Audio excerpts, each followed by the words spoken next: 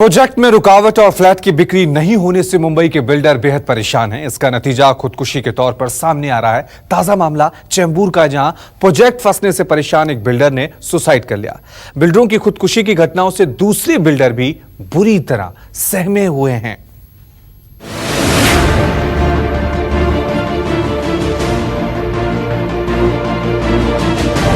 ये तस्वीर मुंबई के मशहूर बिल्डर संजय अग्रवाल की है, जो अब इस दुनिया में नहीं रहे। संजोना डेवलपर्स के मालिक संजय अग्रवाल ने चेंबूर इलाके में अपने दफ्तर में खुदकुशी कर ली। बताया जा रहा है कि चेंबूर का एक प्रोजेक्ट लंबे समय से अटके होने के चलते वो बेहद परेशान थे।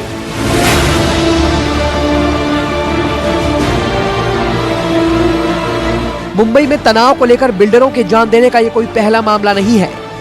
पिछले साल मार्च में मशहूर बिल्डर आसिफ जोजवाला ने फांसी लगाकर अपनी जान दे दी थी, तो मोहन बिल्डर्स के डायरेक्टर अमर भाटिया ने 17 जनवरी 2016 को खुदकुशी कर ली थी।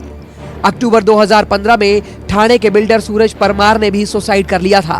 परमार के मामले में तो नेताओं, अधिकारियों और आरटीआई एक्टिविस्टों के एक गोल्डन गैंग का नाम भी आया था, जो प्रोजेक्ट अटकाकर पैसे वसूलते थे, और उनकी गिरफ्तारी भी हुई। एक एक कर बिल्डरों के जान देने से बाकी बिल्डर बुरी तरह से सहमे हुए हैं। एक तो हाई प्राइस है जिसपे सेल्स कम है।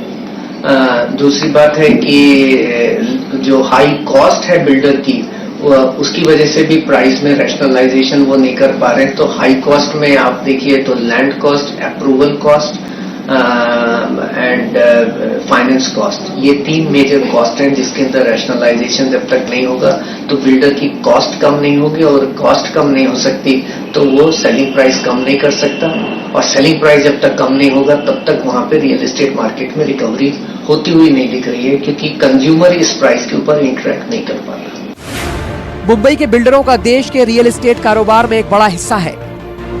इस वक्त देश में 11,000 छोटे बड़े रजिस्टर्ड बिल्डर हैं, जिनमें 2,500 बिल्डर सिर्फ मुंबई और उसके आसपास के हैं। पूरे देश में 12,50,000 करोड़ रुपए के सालाना टर्नओवर वाले रियल एस्टेट मार्केट का इस वक्त बुरा हाल है। कारोबार की दुश्वारियां अब उन्हें इस कदर तनाव दे रही है कि वो जान देने जैसा कदम उठा रहे हैं। मुंबई महानगर पालिका के तहत इस वक्त 1600 प्रोजेक्ट, जबकि मुंबई के आसपास यानी एमएमआर रीजन में 4400 प्रोजेक्ट्स पर काम चल रहा है। मुंबई के बाहर सस्ते प्रोजेक्ट तो थोड़े बिक भी रहे हैं, लेकिन लग्जरी और मुंबई के प्रोजेक्ट्स का बिकना ठप पड़ा हुआ है। जानकारों की माने तो इसके पीछे कई वजह हैं।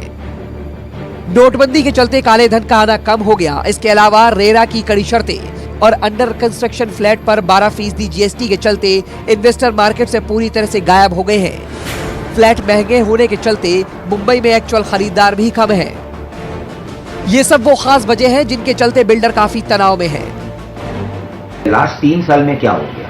GST, RERA, demonetisation, NBFC crisis, approval की जो कॉस्ट बढ़ गई है, अप्रूवल का जो प्रोसेस बढ़ गया है, ये 6-7 कारण की वजह से सभी प्रोजेक्ट में कोई कारण से मेरा प्रोजेक्ट अगर अटक गया है तो मेरे लेवल पे क्या होगा आप समझ लो।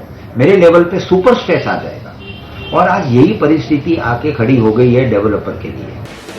अब लोकसभा के चुनाव आ रहे हैं, जिसके चलते बिल्डरों पर चौतरफा दबाव है। नेताओं के पैसे वापस करने होंगे, बैंक का मुआवजा चुकाना होगा। इसके अलावा नए लोन नहीं मिल रहे, जिसके चलते कौन सा प्रोजेक्ट कब कानूनी दांवपेच में फंस जाए, इसका डर उन्हें सता रहा है।